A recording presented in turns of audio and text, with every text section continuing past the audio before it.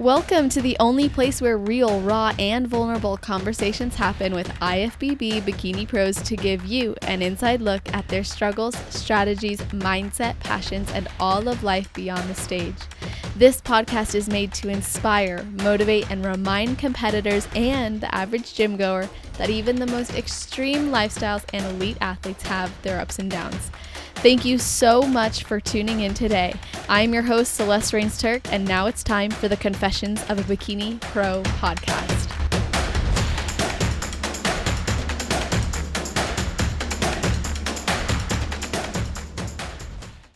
We are with the very amazing Adam Atkinson, who is my coach and the owner of See You Later Leaner. I have been working with Adam since 2022 now, and it has been absolutely incredible. And we wanted to do an update. Specifically, I wanted to bring Adam on for this because he has really helped me to build my life, or build prep into my life versus my life around prep. So he helped me to change that focus and the approach that I was taking. You guys know that I have always sung his praises. And so I'm so happy to have him back on. We've done so many episodes together. We did an inner health coach. We did an inner health series like a while ago. We've done talk about gut health. We did previous prep and post-season updates. So this is just going to be another one, not just to shine light on the approach we've been taking in my prep and the last off season, but also Adam's approaches in general. So Adam, thanks for joining me again. Thank you for having me. Yes, of course. So, let's just get right into it. I mean, we're currently many months into prep. We started in September, like Labor Day weekend, I remember. Yeah, And then we're aiming to compete in April, May. So, our goal, anyways, is to compete at the Pittsburgh Sports Festival, where they're doing a natural pro qualifier. And let's talk about that in general. So, do you want to give some insight into like the natural bikini division, maybe even how that compares to what the new fit model division is and what people can expect if they're prepping for that too? absolutely. So first, people are probably hearing that's a long prep already, but with a You're lot of right. Celeste events that have transpired as a coach, I knew about a lot of the things coming up, and we wanted to plan again around life, around your contest prep. So we kind of got into things early and planned for some diet breaks so she could enjoy, getting married and some very monumental times in her life. And, as a coach, I think one of the best things is I'm always the first to know when someone's pregnant or getting married. And Uh-huh. even before the announcements usually come out, and I'm like sworn to secrecy on everything. So, it was fun to kind of keep that private and, just kind of grind silently through the process.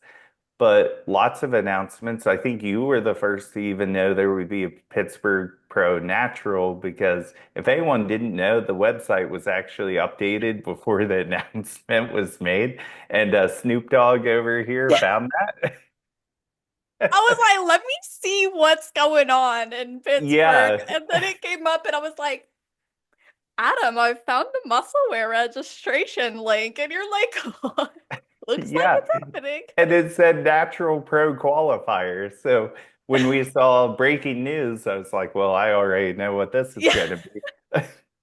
And I was like, let's keep So, it under wraps while we can.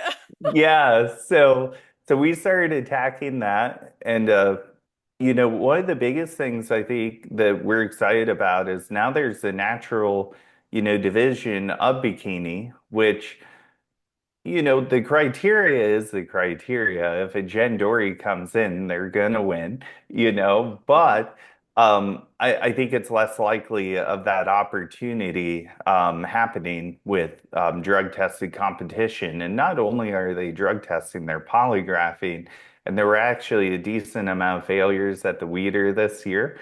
So, people aren't necessarily getting through this as easily as they maybe thought they might be.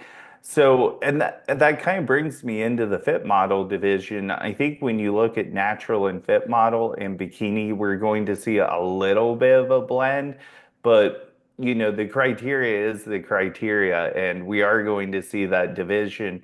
We really have to think of it really not drug-free or not. Just we still need to look at the top level pros as being the criteria.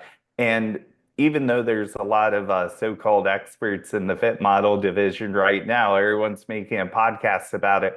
I've had a lot of experience where I was coaching when there were only figure competitors. So I got a really good view of what fit model, well, what bikini was back then to what fit model is now. So I think I have a little bit of an advantage, but I do tend to say with hesitation, now that we've had a much more muscular division, what is the starting point going to look like?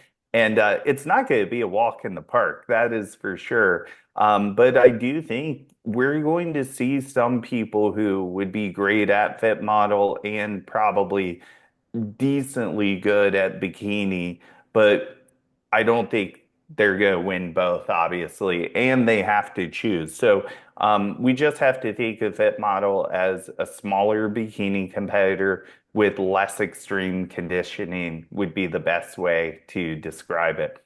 I'm doing a documentary with my client Emily Chanel, who is going to be competing Oh, in the very perfect. first Fit Model contest, She's the a Muscle great Contest Challenge. example. And I think she's a great example of what Fit Model is or is going to be.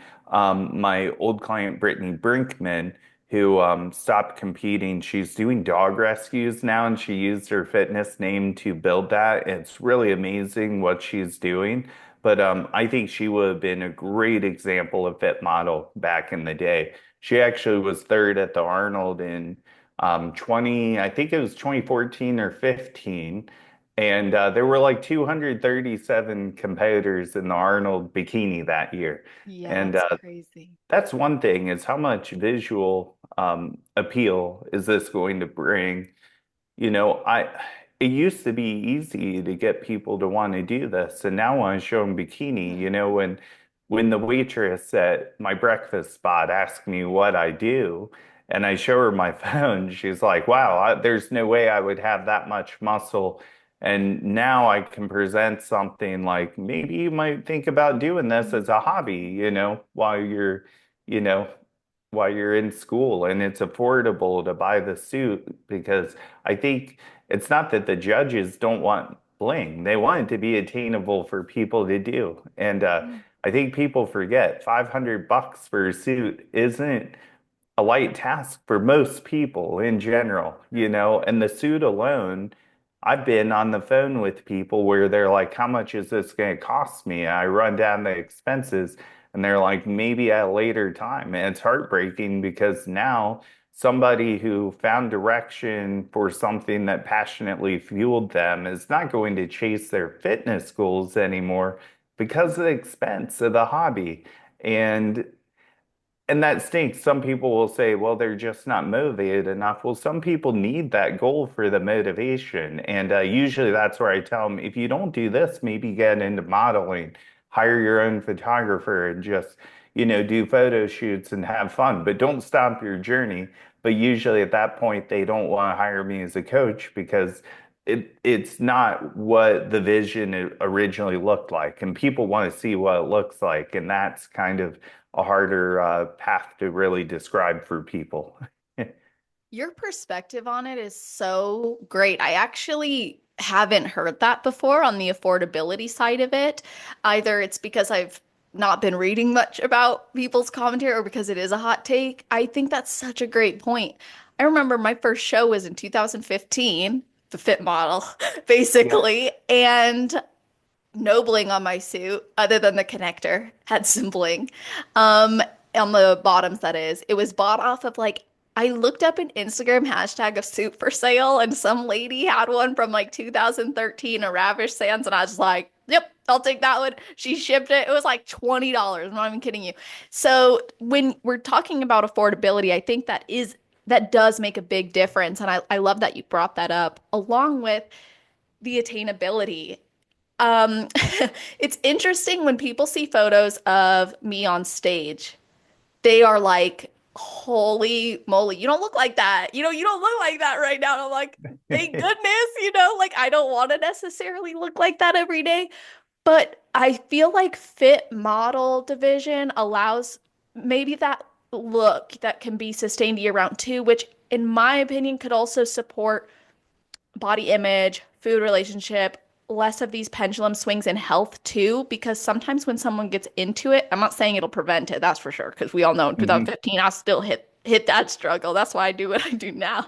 But I think from a longevity standpoint, it could help too. And from a pressure standpoint, I think a lot of people in the bikini division were starting to feel the pressure. We saw people leave the league, let's be honest, to go try other leagues, federations, or types of muscle shows, you could say.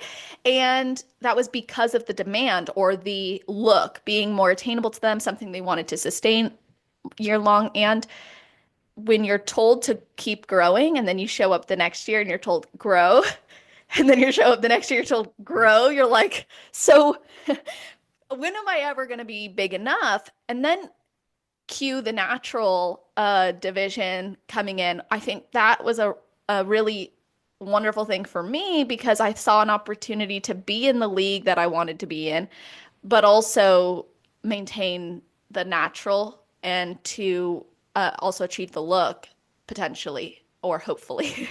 And Yeah. then the fit model division coming out. This is what I know a lot of people are probably feeling, and I'd love to hear your take on this.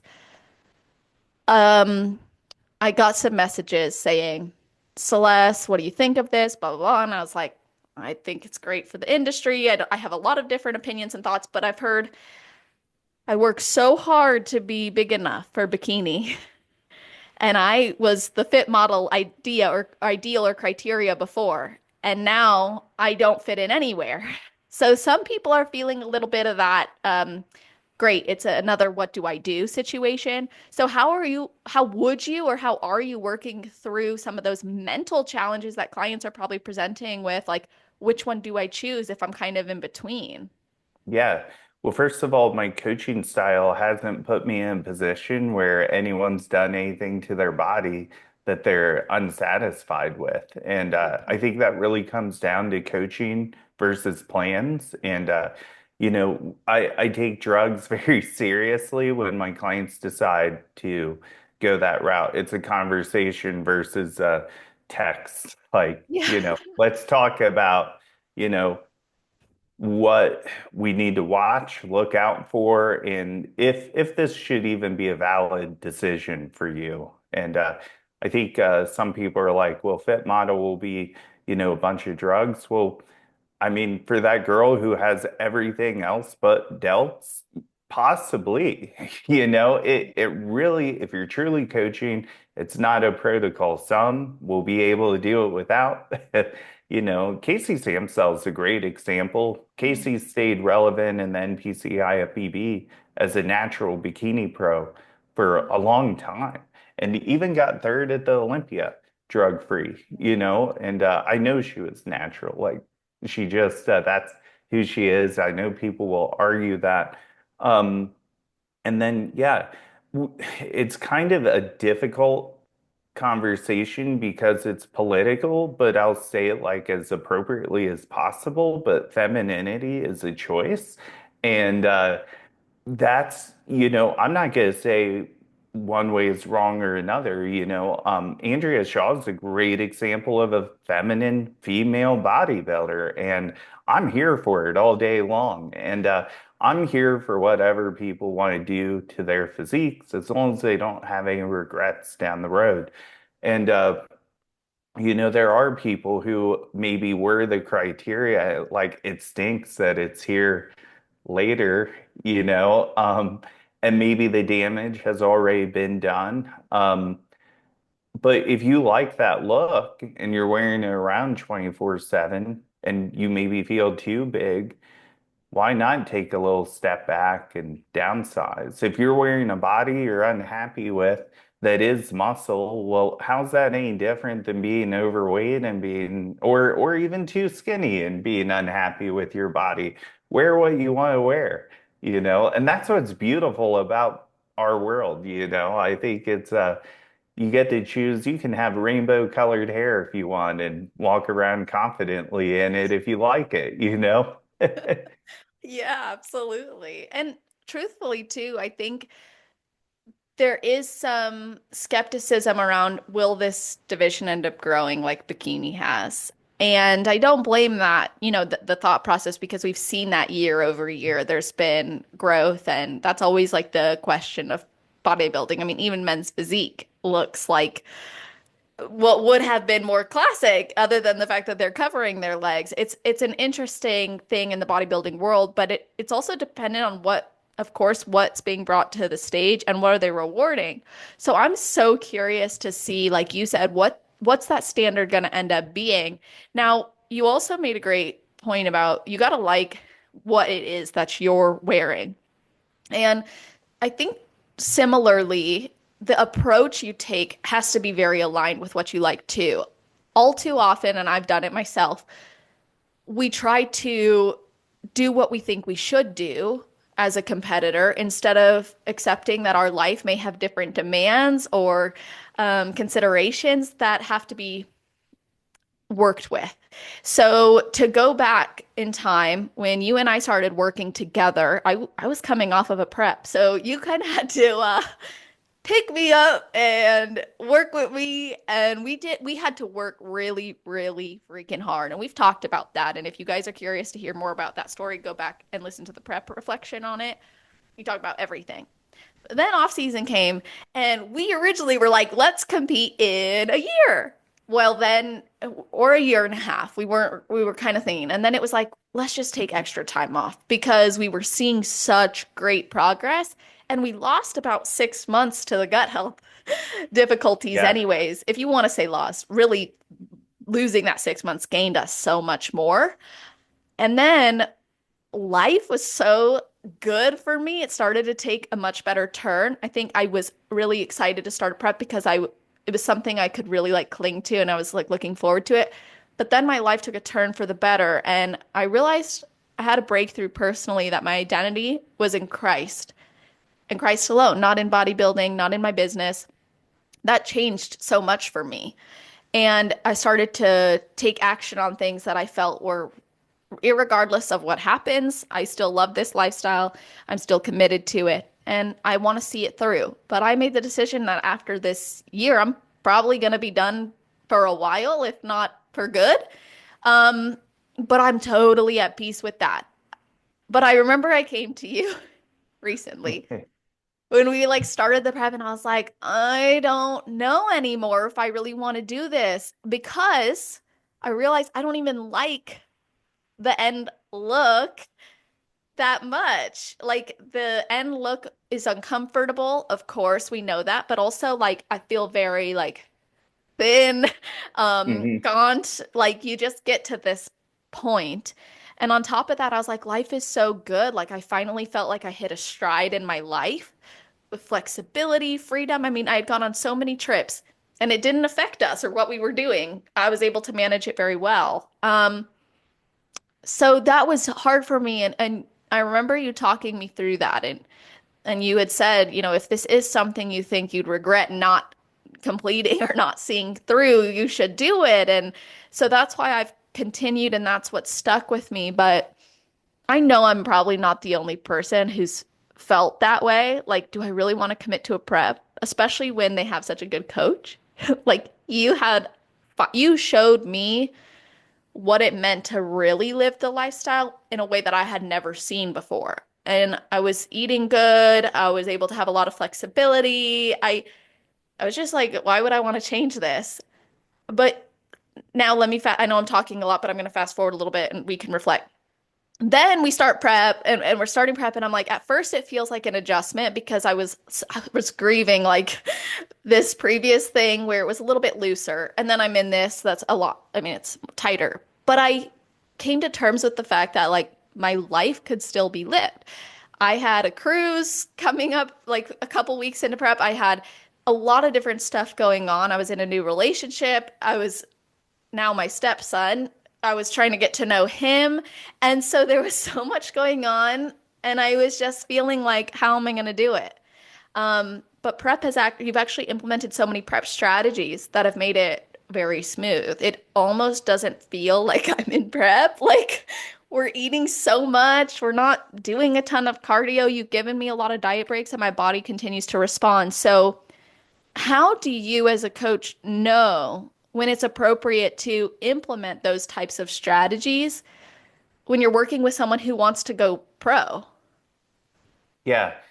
It's going to be different for everybody. You're going to have people with more adaptive metabolisms. Some of ours were for social, awareness for you. So, I don't want you dieting on a cruise months out, you know. Which is funny because Um, I brought my scale and I weighed everything, but I couldn't bring my food on board, and then I lost my scale. Like it did, I don't have it, and I was like, oh no! But I still was. I like made the most of it. But on an elopement, I'm not. I'm not being on prep on my elopement. I'm sorry. I get one of those. Yeah, and it is hard. I think that's one of the hardest things about newer coaches and even like my coaches that, I mentor, that's some of the bigger cases we go through. This client's not responding. What do I do?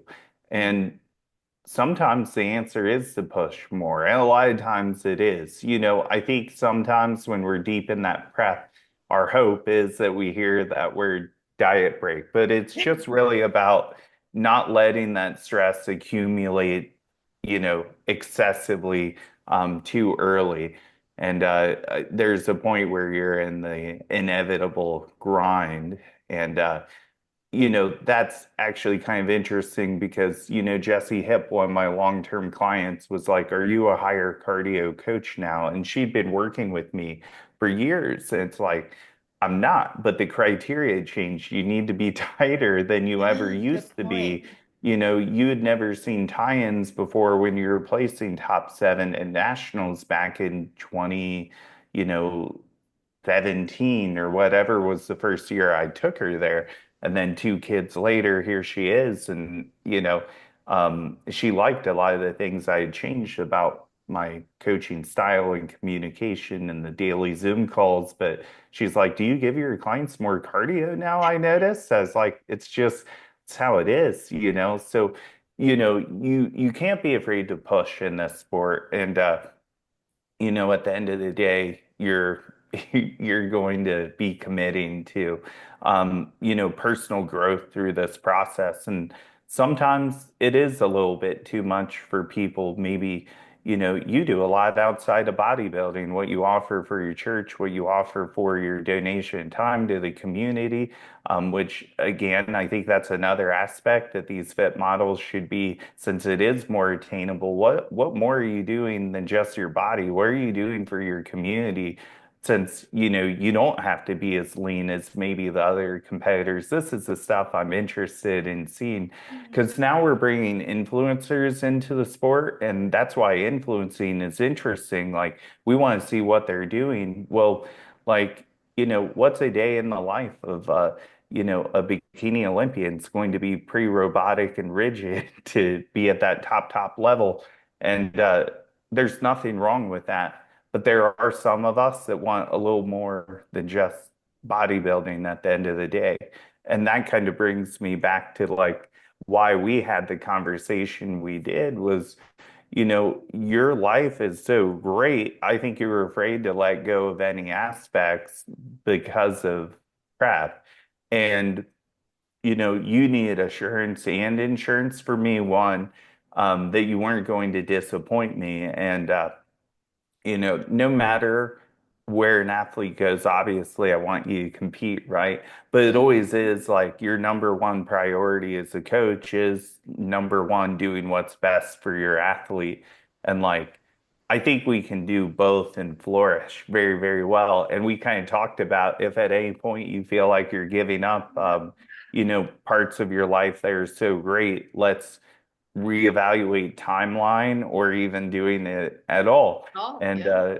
I think there need to probably be more conversations like that, like with my client who just got laid off. There's so many things like, you should probably be heavily job hunting versus being in prep right now, even though you have all this free time.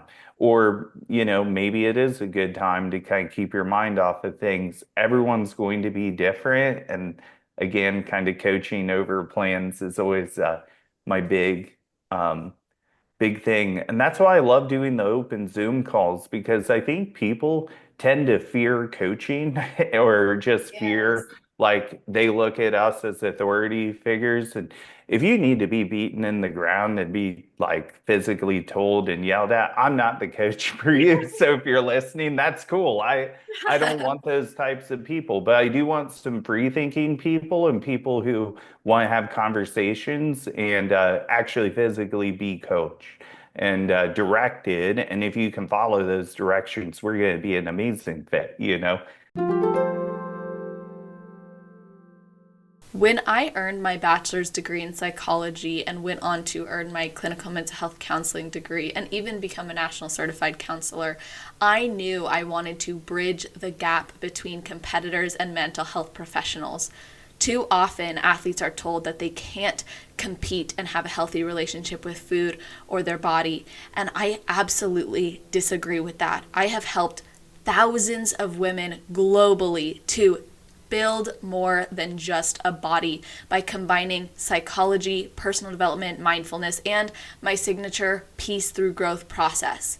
If you are struggling with the post show blues, or you're struggling with adherence to your prep, or any aspect of your relationship with food, your body image, or overall commitment to your goals, I have tons of resources available for you over at www.celestial.fit. Things like a free food relationship coaching series, free post-show blues coaching series, a full competitor card deck with statements to use for affirmations, journal prompts to go through, and even action and behavior changes that you can implement right away. I really believe that by prioritizing the inner work and developing a healthy mindset, competitors can have a more fulfilling journey. And I know the mental side of this sport is really key to establishing longevity, ending the yo-yoing from show to show, and really establishing goals that span well beyond the stage.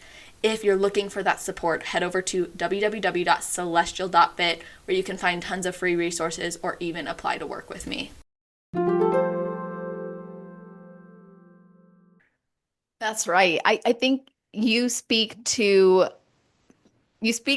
putting in the work. You are not afraid to tell, I'll use me. You're not afraid to tell me we got to push. You're not afraid to do that. Or, hey, let's bump the intensity up here. Or this is going to be a harder time, but don't worry. There's other things coming. There'll be relief. Or even when we were in the throes for North Americans, and I was like, I mean, looking back, I was running on pure excitement about like passion. So I think sometimes when we look too far into the future, we can psych ourselves up too, like, which is something I've been guilty of. Like, I look into the future, I'm like, I'm not ready for that. I don't want to necessarily do that. But you do a great job of like incrementally physically preparing, which allows if the athlete is present mentally and reflective to be prepared more mentally because you're used to like, okay, these changes happen, that's okay, or my coach takes this approach, therefore I can expect it. And I also think it's worth mentioning that in the commitment to competing, I personally see it as a big commitment because I have a lot of respect for the sport, for what I need to bring, for all the work that I've done and put in that I'm like, I don't want to half-ass it, you know? I don't know if that's the right terminology, but I also knew I didn't want to abandon all. I needed to find that middle ground, and I feel like I've finally got it. So not only had it been a great improvement season that we had together, but then that carried over into the prep. And I feel not only like I can talk to you about anything that comes up, but also that I'm good with the approach we take. And there is some relief in knowing if I'm just not feeling it anymore, like truly, it's okay if I say I'm not doing this. And there have been times, even in the last few weeks, where I'm just like, and then it's like that's difficult because I never felt that. So when you experience changes in your life and I'm entering this new season of life where I feel as though bodybuilding is still so beneficial and I love it, but it's not everything. Not that it ever was everything, but do you know what I mean? It's just different. So, but then there's the other part of me that's like, well, I'm so excited. I can't not do it. So, and I would live this lifestyle even if there wasn't a show. So why not just keep going? And then after that, we can do other focuses. So I really have appreciated the approach you've taken with me that I could talk to you about changes in my personal, in my medical, in my mental, also with all the different events I've had going on. And you've trusted me. And that's another value of coaching relationships where an athlete can be open is I can come to you and say, Adam, I'd like to have 3 days off to elope. And then you're going to be like, that's fine. You've managed travel well in the past. I'm not worried about you. And I come back and I managed it well. You didn't have to worry. We're fine.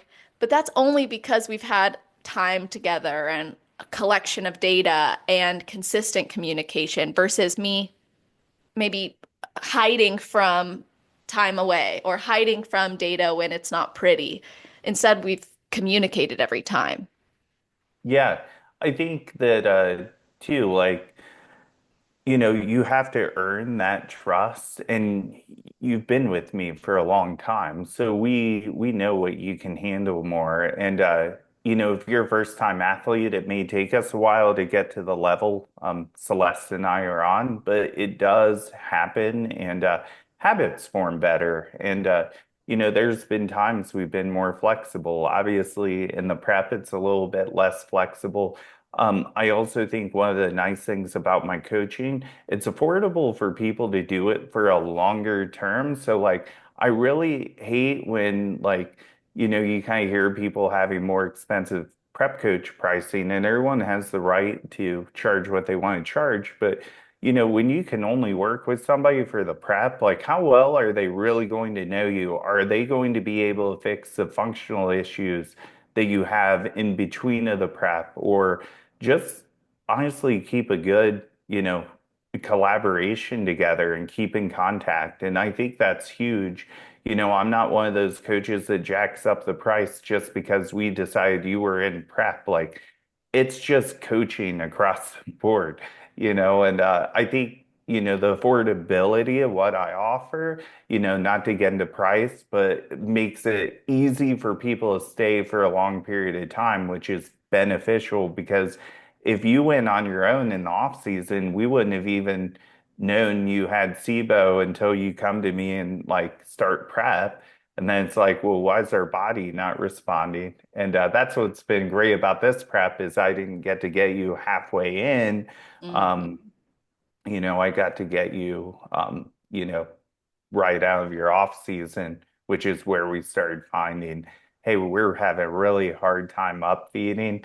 I feel like you should be able to be higher, but it was our first off season together. I'm like, I really think we should be able to get your food higher. I think we've got a gut issue here. So, And then you fixed it, and I like couldn't like we were just eating and eating, and my weight was either maintaining or dropping. Like we weren't. I think after the gut protocol, we had lost like 9, 10 pounds, and then it just stayed and stayed and stayed. And then when we pulled, and that helped. I think that helped our prep too. I mean, we weren't afraid to push in the off season. I think that this off season I got up to like 140 maybe, but then I was like, I'm feeling a little bit uncomfortable. I think and then we also realized the gut issues, and that brought me down like 9, 10 pounds. And then we were just steady cruising. And while you were feeding me more and more and more, and I was having a lot of flexibility, like it was actually like life changing as an athlete. yeah, you're assimilating those nutrients better now because the opportunistic bacteria is not taking it over and repopulating or overpopulating, overgrowth. And that makes definitely a huge difference. And there was a massive difference in when we raised food and how your progress photos looked post protocol versus when we were like, hey, I think we need to get your food up. And there's a lot of different things that cause it, stress, prep can definitely cause it. Madeline Taylor is a great example of somebody who had SIBO when she got her pro card because I would try to peak her for peak week. And I'm just like, I feel like you should be able to eat more. And she's like, I feel like the food just sets. And Mhm. she had low gut bacteria with SIBO because of antibiotics, just constant antibiotics because she was getting ear infections. And Mm. I was like, we've got to kind of trust your gut. I think you should be able to eat more, but based on how you feel, let's keep it back. Let's maybe bump up fats a little bit and see if that helps. And she was able to get her pro card not in the best condition, but just by managing client feedback. That's so good. You know what? I think I learned too. Being in an unhealthy, toxic relationship was a major contributor because my body was like responding to him. I noticed it like, and I would say I was inflamed. And then I was like, also the gut issues, of course. But the gut issues were a result of things that I think that it was a result of a lot of things, history and stuff, but also antibiotics, which I'm not even going to get into details, but I think my body was fighting that relationship in a lot of ways. And talk about trusting your gut. I think it was sick altogether. There was not a lot of there was a lot of not non-communication between me and my gut. And then when I finally was addressing that with you and then coming to terms with things and I made decision to leave that, then it was like my life started changing for the better. I was immediately like I could breathe again. There was so much that was positive as a result of that. So then all the pieces started falling together in my life and it was like wow, this is wonderful. And that probably contributed also to the struggle of competing again. But then I got excited because I was thinking, well, what more can I accomplish now that I have these things resolved? And what's been really cool, my now husband, when we were dating, Adam, he came over one time. He's like, "What are you gonna eat tonight?" And I was like, "Oh, I have so many carbs I have to eat." Because this is like, we had gotten my carbs up. I was like, I have to eat a lot of bread. So, and I love sourdough. Like, I could go ham on some sourdough. So, I had to eat a lot of bread. I had probably sliced like a good 86 grams of bread, maybe more. And this was like a nightly routine for me. I put it in the air fryer and I was sitting on the couch and I'm like, and it'd crunch. And he's like, cause fuck the roof of your mouth. Because I would just eat carbs nonstop. And he goes, how do you look like that and eat as much as you do? And I was like, it's because my coach, like, I don't know how it happened, but we've built this metabolism, we built this muscle, like everything, like my gut health's better, that it's been really cool to also be an example to other people that you can eat a lot and get these amazing results and feel really good, and also address other areas of your life simultaneously. Whereas a previous version of me felt like, well, with prep and with improvement seasons, it's always going to be very restrictive and very limiting. And yeah, so the work that we did in the improvement season and having time together actually has made this prep, I think, very easy. And now this is just to go into the data side of things. We're around, I think my check-in today was 120. Oh, I didn't even put it in the sheet. I need to do that. It was 123 something. I realized I sent everything, but I didn't put it in the sheet. But 123 or whatever, let's say. And I'm like, I was 109 at North Americans. Like that doesn't even feel that far away now. Right? And yet and then when I think about April or May, I'm like, that's so far away technically. So I'm like thinking about the prep approach and how much more time, not time, but how much more of a better process we've bought ourselves. Absolutely. And you're not taxed yet. We're not really pushing hard yet. You're somebody who truly lives the lifestyle, though, and I think that that's awesome.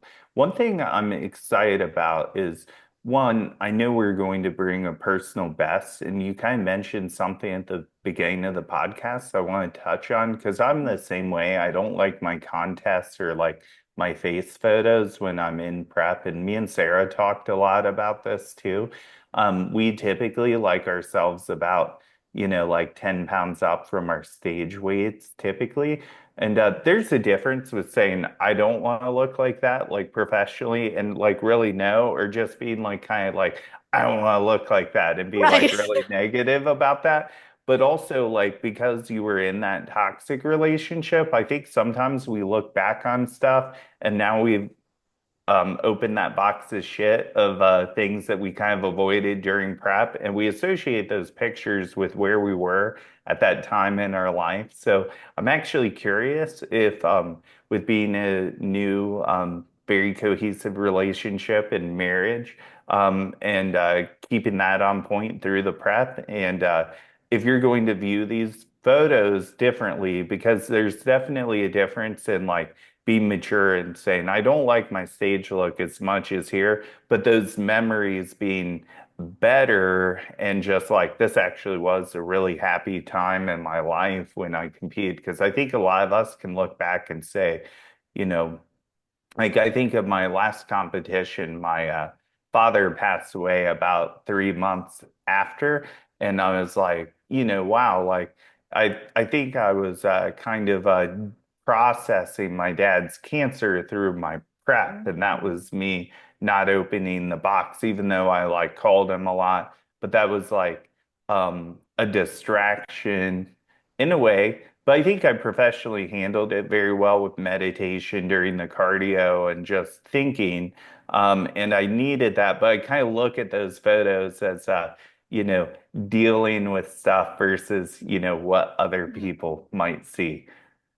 That's a good point. Because when we did North Americans, I had actually been coming out of like an 8 year relationship. And that one was a beautiful relationship. I mean, honestly, it was until the very end. And then it was like, well, what just happened? So, yeah, that's actually an interesting point. Because at the time, like, uh, I was like 2 weeks out and I was like, Adam, I'm coming and I'm just, you let me just stay with you. And that was great because I didn't have to be in that environment. And then also, like you said, grief. I was not just grieving that, but my mother had passed away like in 2021. So that whole year leading, it was just so much. Um, and then coming into this improvement season and so much has just changed. It's weird to think about that. But I wonder if I'll look at these photos too. I think what I'll see though is like the culmination of 10 years of this lifestyle and knowing that I'm so happy I didn't stop. And I'm at that point too where obviously I want to win. I'm not gonna be like naive or stu I'm not gonna hide the fact that I would like to win. And I've been working very hard. But will that define me or define us in the progress we've made? No. And that I think it puts me in a prime spot to actually have so much joy in the process. Yeah, everyone has different genetics. Everyone has different physical and emotional needs. I think that's the great thing about the variety of coaches that we have out there because at the end of the day, everyone offers quite a different service. And I think sometimes people do need different things. Um, However, I'm very catering, I think, to what people need. We do meal plans and macros. But there's a lot more to it than just that. Some people do need, I always like to joke, me and Mike Davies coexisted in the same backyard for a long period of time.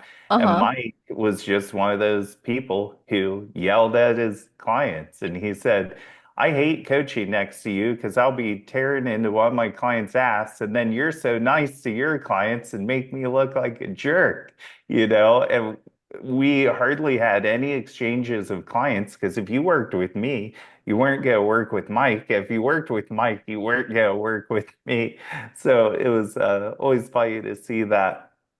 But yeah, I think that it's been so great over the past 2 years to not only watch you grow as an athlete, but watch you grow as a person as well. My other client, Hannah, who got over her SIBO journey with me as well. she bought a house through all of that, and Babe.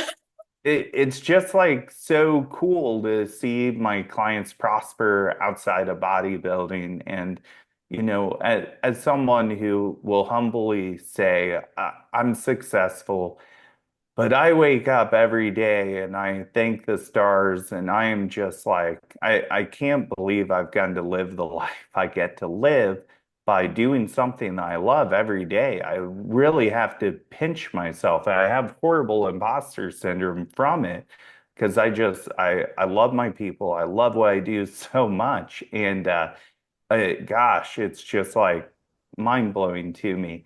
But I want to see my clients have equal success in all the avenues of life because I really think if I can figure out life like anybody can, and I really do want to encourage people watching this beyond just bodybuilding goals to pursue your professional passions and don't be afraid to make the leap to be an entrepreneur. Doesn't have to be prep coaching, but whatever that thing is you like to do outside of your long 8 to 12 hour days, consider turning that into a career. That's so great. I have a client who has her own jewelry company actually, while also working full time. And it's just wonderful to see that. Like, I think that's incredible to know that you can build something on the side and it'll work up to what you want it to be. I had to do that. You had to do that.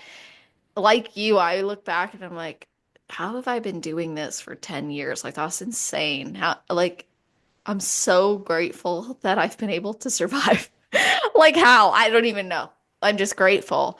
And when you talk about your love for your clients, it's very obvious that it's genuine. I know that that can be painful too, though. Like you're also very empathetic.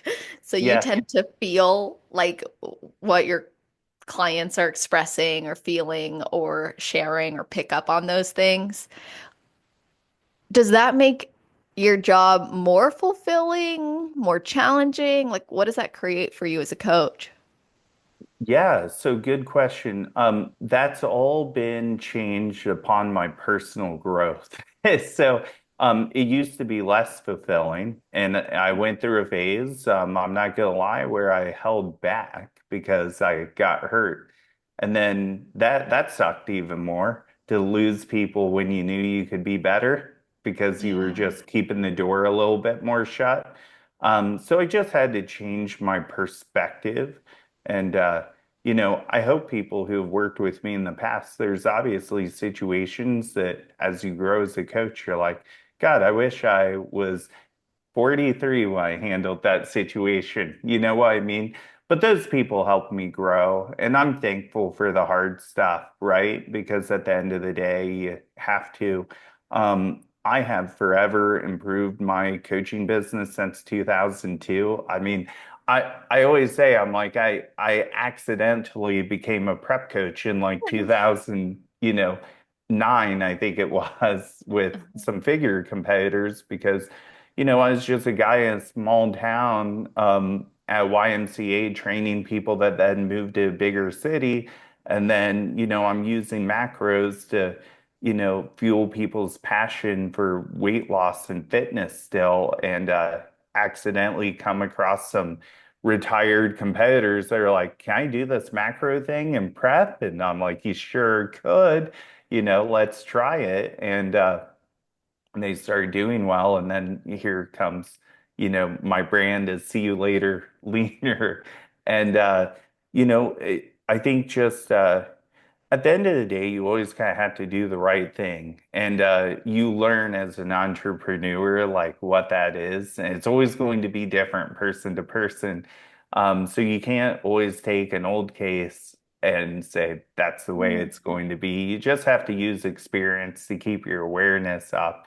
And you learn and you grow, and that's just how life is. And I'm excited where I'm at 43 now, getting to get to do kind of like a rewind in the Mm. bikini division, now fit model, now knowing more about functional health and digestion. Now, will these women succumb to that? Well, we're still going to have clients who want to lose 60 to 100 pounds to get there. They're going to have more than likely some functional issues that people who only lose, you know, 20 pounds to get to that Mhm. stage might be. But I have so much more knowledge than I did back in the beginning of the bikini era. And I'm excited for a little bit of a just something new, you know? I'm excited for shows to be longer. I don't mind. I went ahead and adjusted my schedule for the year. I told my clients these are going to be my check-in days now,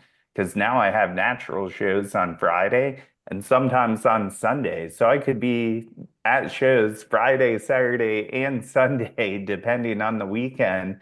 And raising that expectation for my clients was kind of important. Like, Mhm. hey, I might be a little less available over the weekend because of how crazy shows are going to be now, and they're going to be longer. Oh yeah. I think actually the competitors are like, dang it, longer shows. Gosh, like it's already Yeah, so long. I do get that. But most of the people they're complaining about it, I'm like, I only see you stay for open bodybuilding anyhow, and then your seat's empty. Like, it's like, Yeah, so you've never even stayed to watch bikini, let alone fit model, you know? correct.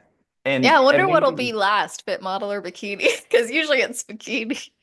yeah, I also think technologies came so far. Now the Musclewear app is so great to let you know when your class and division has started that you can kind of chill out in your room and have fun with your family and friends until it's closer to time for you being on.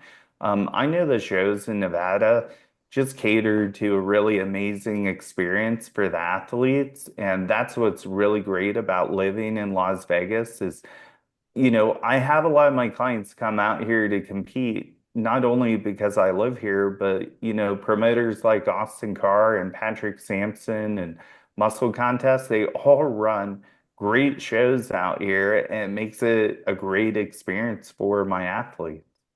That's something I miss about being on the West Coast already. Like I loved the muscle contest shows. Like so much that I'm bummed being out here. I'm like, I'd have to travel all the way to go. And who knows? I'm not saying it'll never happen or won't happen, but now I like live over here and I'm like, can somebody post the schedule? Like I want to see it or what do I expect? And I'm like, hey, there's one in Georgia, there's some in Florida. It's just different. And then when you add on top of that the addition of all these different like categories or the drug testing and whatnot, it makes sense that you as a coach, you want to be present for that. You also want that first access to see it. So being in Vegas is great for you because you can actually see it play out and be there to support your clients too. Yeah, it's just a cool area too. Like when you're at the South Point Casino for the Desert Classic, there's people from the casinos kind of walking by and they're like, what's going on in there? And if they just happen to buy tickets, somebody who's drinking on near the strip, right? It could be life-changing for them to be like, man, maybe if I put the bottle down, I could do something like this. Like I feel Mm. like the community reach is really cool out here because just the clash of lifestyle a little Good bit. point. That's such a good point. I didn't even think about that, but you're right. Like you walk into a show venue and you're like walking past everyone who's gambling, smoking, and then you're like, you have your full tan on, you're in your suit, and they're like, Hmm. what is going on? But I love it. Um, and then obviously, I think it will just attract more people in general. The fit model division is what I'm talking about now, but that will probably attract more people in general because of what you said, it's attainable. And also, I think from an entry level perspective, it's a good way for people to like expose their families to the bodybuilding world. I also think about some of the women with maybe less supportive, unfortunately, less supportive spouses. They might see that as a more modest division too, to be honest, I'm because glad the you mentioned that. yeah, Yeah. the coverage, and I don't want to beat around the bush about it, but like I'm in Facebook groups where women will post, my man doesn't want me to compete because of the bikini, because of the judges, because of all these reasons. But I think that this division allows some of those women who either they want that modesty or someone in their life has wants that for them. It could still be something. And I'm not trying to tell people how to live their lives. I just know that's a factor. And Hmm. the suit bottom cut being a lot more coverage could bridge the gap for some of those people too, who don't necessarily want to show full butt, but they're good with showing their glute development regardless of how much cut there is. Yeah, absolutely. Like think of when I heard this too, I just thought what a great opportunity for college, people who maybe used to play sports but didn't get that D1 or scholarship to play the sport that they were in, but they still enjoy fitness. Well, now they can invest in a $130 bikini that has, decent coverage that their dad who just let them out of the house, now they're not wearing a thong on stage. It's a little bit more, covered. And I've had dads who didn't go because of that. They thought it Yeah. was weird, and now they can proudly, watch their daughter on stage compete. And then also just from the PED side, now, and even just the, less conditioned look, now we can support this because we're seeing maybe a little bit more balance here. And Mhm. I think this division's going to progress? Everything does. That's what life is about, is we should progress. Is it going to get harder and harder? Yes, it will. But look at how long it took Bikini to kind of get where it's at. Well, now I think we're going to see competitors graduate to bikini because they should, Mm. and we sometimes see bikini competitors who want to go figure.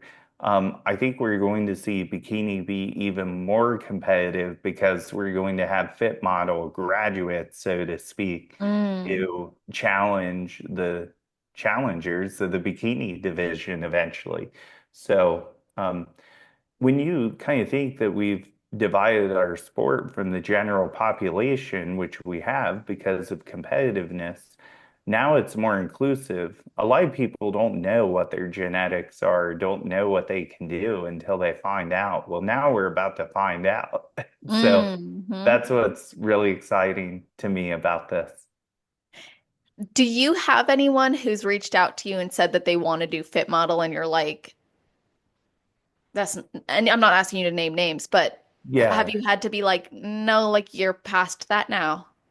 Yeah, I've been surprised sometimes, but people don't know what they don't know, and they hear an announcement, and I think sometimes the people just maybe aren't placing as well as they'd like in bikini. They're just like, should I do this?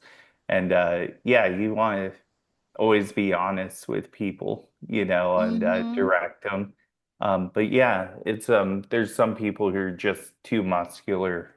Even on my team with, a good amount of drug-free competitors, some of my drug-free people are too far, which is great. That means they make a great, pro bikini competitor that, maybe could enhance just a little bit and, reach that top level, but we just haven't gotten there yet.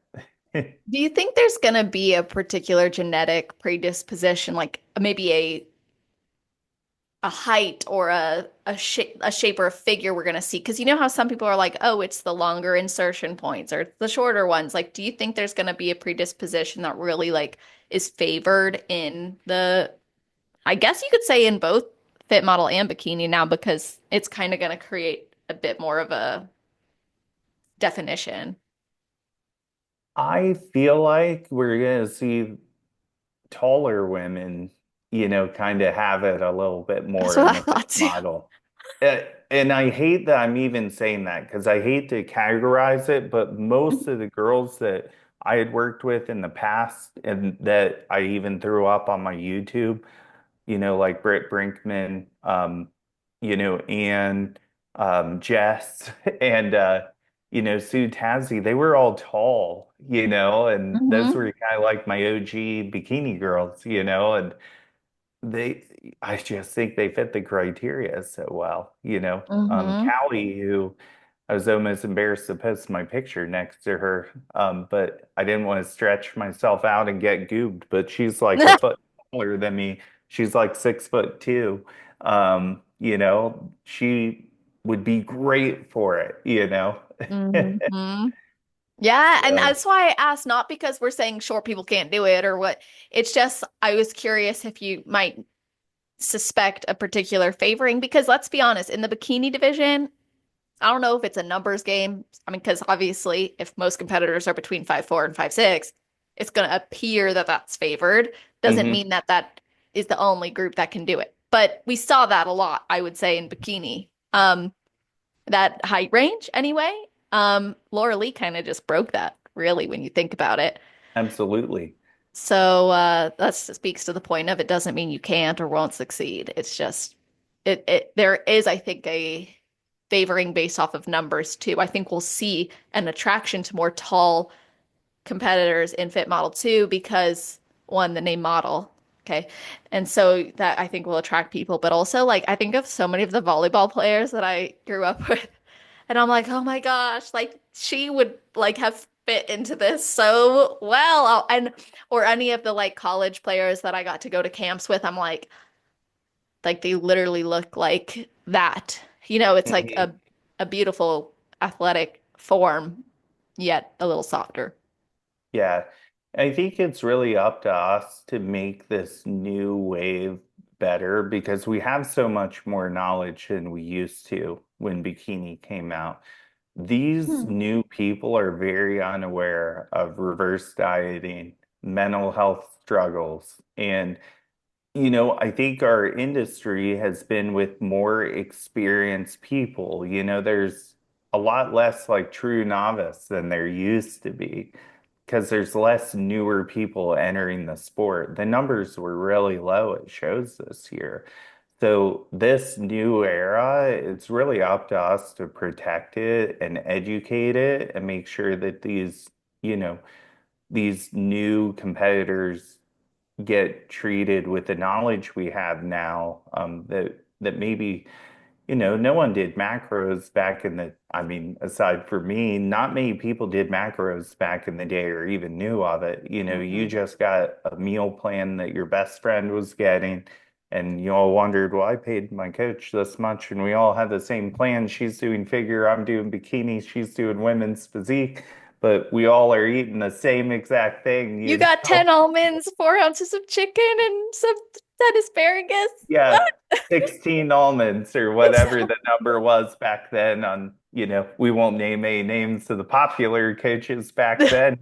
Those coaches don't really do anything in the industry anymore because it's graduated to, you know, a little bit more customization. I still think it needs to go a step further. Again, Mhm. why I love the daily Zoom calls. My clients can literally hear what my other people are doing and learn. It's probably at my own expense. I've created a lot of Yeah. really good coaches just through people that join my calls, but at the same time, I always feel like I'm covered because people know how people are being treated, how they're being directed, and a lot of times, you're out there and people are like, "Oh, that person's either doing the work or they're not." Yeah. It's accountability too. And I haven't been on a Zoom call in a while, but something that I did appreciate about it is it was obvious that all of us were custom.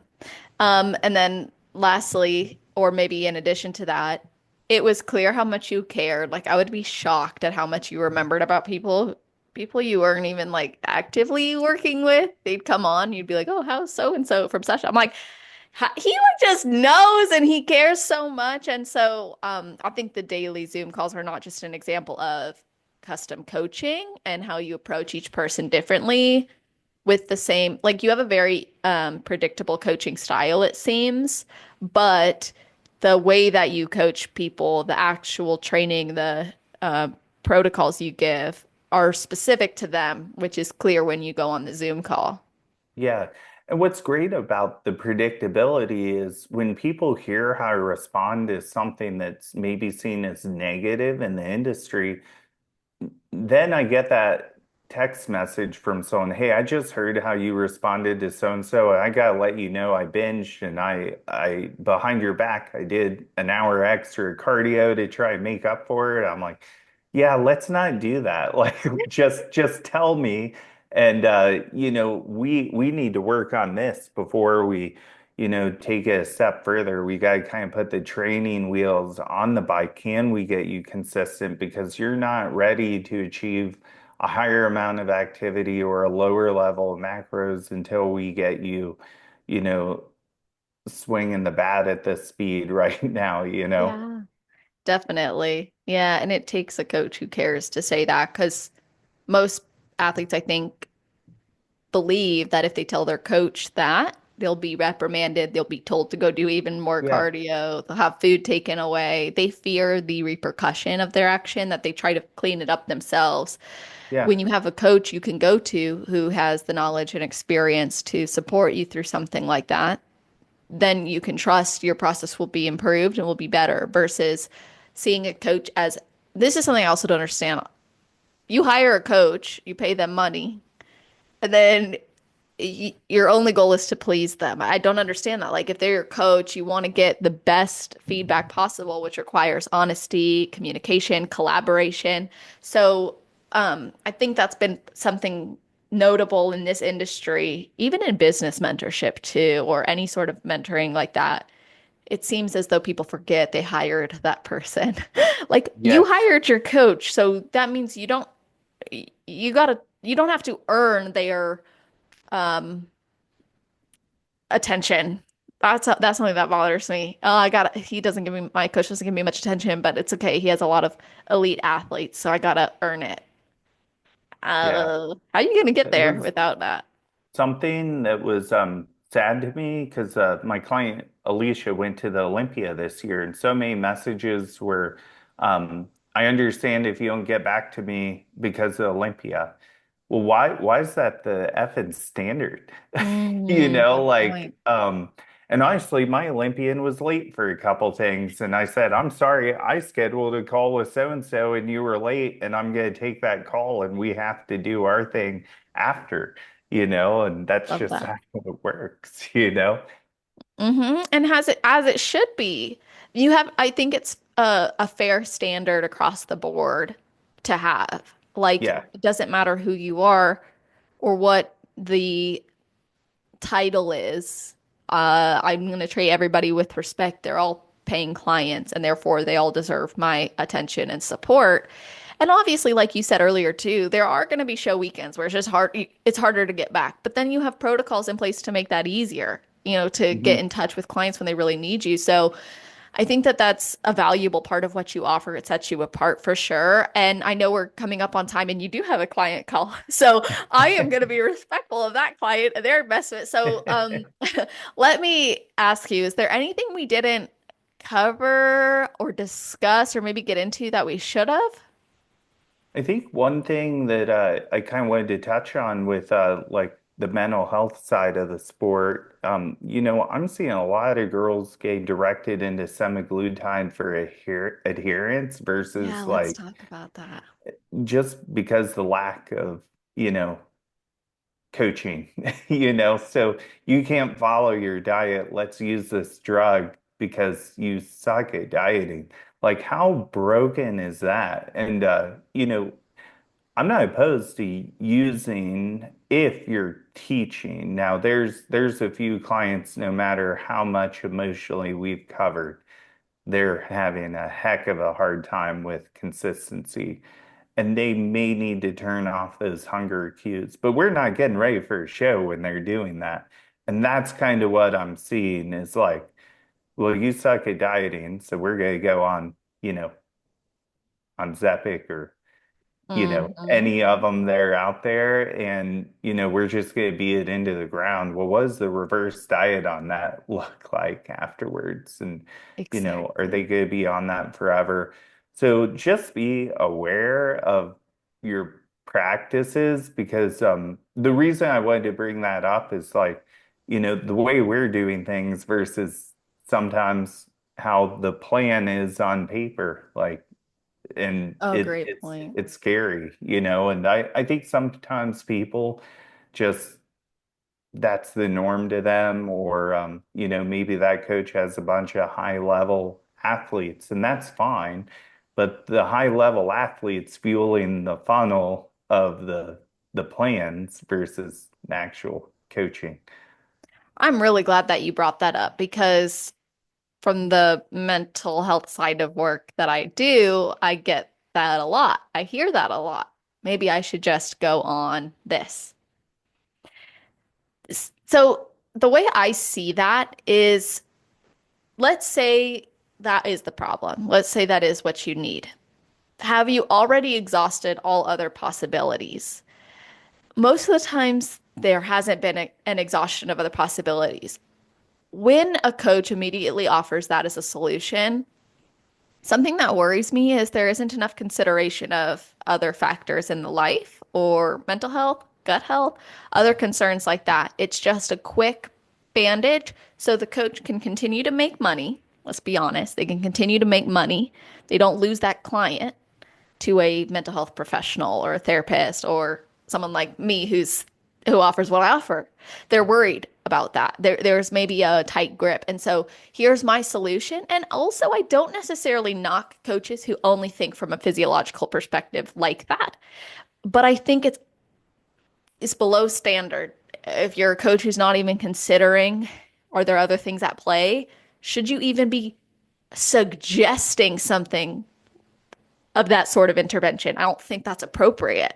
So, much like with food relationships, if someone says, "Oh, I can't have chocolate chips without binging on them," my first course of action is never going to tell them to be abstinent from chocolate chips. I'm so not abstinence first when it comes to food. Similarly, if this was the situation, I would not be a drug first. It would Mhm. be, well, have we looked at emotions? Have we looked at mental health? Have we looked at changes in your life? Have we considered that maybe you need a diet break or maybe you haven't communicated with your coach on what's going on? There's so many other factors that have to be considered. So I love that you brought that up because it does seem to be a hack that's Mhm. gotten shared. And it actually jogs my memory on something else. I saw a fairly well-known coach make a post about some of the practices that they would recommend someone take if they overate or if they were going out to a dinner that maybe would be off plan. I was shocked because they were very much physiological approaches or things like charcoal, and I couldn't even tell you. I don't remember all of it. I just remember reading it and being like, I don't think that's what, if you can't handle one night out and we got a bigger problem, Mhm. than taking a diuretic or taking a laxative or anything of that nature. So, um, yeah, I'm glad you brought that up because from a mental health perspective, I appreciate that. I wouldn't say it's a negative thing. I've had clients who are using it. I've worked with weight loss teams that they have used it. And I would say if you're using it in conjunction with learning and applying Mhm. tools, I think that's always going to be better than just the drug itself.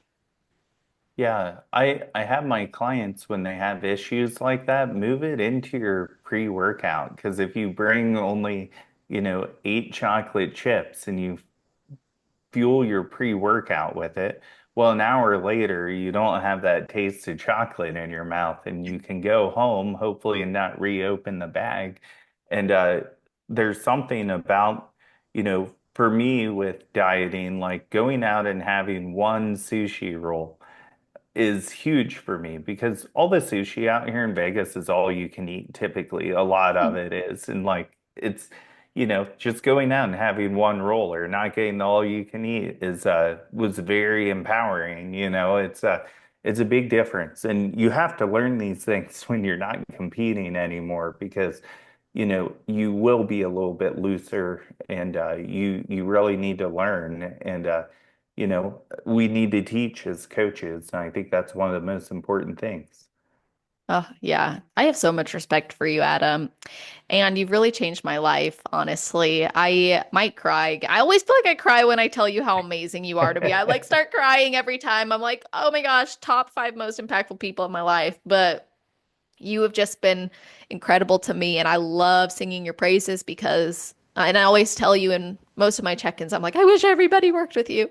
And I know not everybody's for you, but I like think you are an incredible person, an incredible coach, and the support that I've seen you give clients I've referred to you, but also the support you've given me. I love that you're both data driven with the you're data driven with compassion, you're data driven with empathy, consideration. You talk about more than macros, build more than just a body. It's We're so aligned that I appreciate your approach and how much you've changed my views on life, on competing. You've been there for me through a lot, and you've been the first to know about most things, which is so cool.